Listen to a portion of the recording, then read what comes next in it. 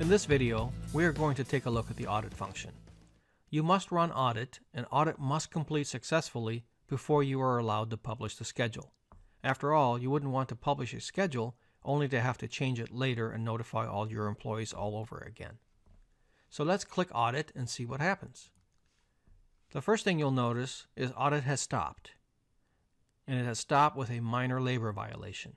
It's indicating to me that when school is in session, a minor employee cannot work before 7 a.m. or after 7 p.m. or more than 3 hours on weekdays or 8 hours on Saturdays and Sundays. They also can't work more than 18 hours per week. The violation was on Saturday for employee Ann P. I now click OK. Audit stops. And the reason audit stops is I must fix this since this is related to a minor employee, and a minor employee has hard and firm rules that we cannot violate.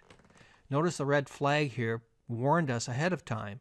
We chose to ignore it and not make that change, so audit caught it, but audit will not let us get away with this. A minor employee cannot work before 7 a.m., so therefore I must change this time. Now, if I was depending upon this person to come in at 6, I will need to find somebody else to cover for that hour. Let's go back and resume audit.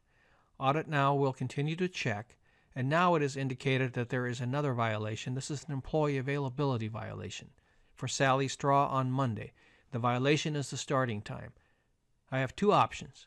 I can change the schedule by clicking yes, or I can ignore it and override it by clicking no. Let's click yes. You'll be taken to that area immediately. Notice the yellow flag. The yellow flag indicates that there was a violation of the profile.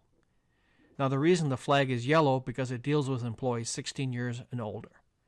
I was also given the chance to ignore that where I was not given that opportunity for a minor employee. I can now correct this by changing this to 7 a.m. as my profile indicates that this employee cannot start before 7 a.m. Again, if I was counting on Sally to be there at 5 a.m., I now need to find somebody else to be able to open the store for me. I can now continue the audit. And audit now has successfully completed, having not found any additional errors. Once audit completes, you'll be taken to this screen where you'll be shown in 15-minute increments the number of employees you have scheduled. Since this is only a very partial schedule, the numbers are quite low.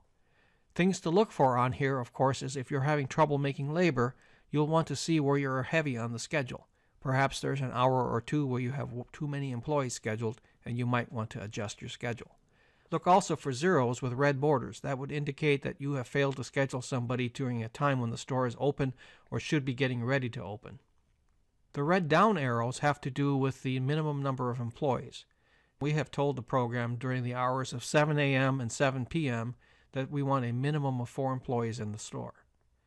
Anytime we fall below that, we're shown a red arrow indicating we're below the minimum staffing levels. While this will not stop audit from completing, it will flag this information so that you can take corrective action. When finished, you can either print, email, or return to the schedule.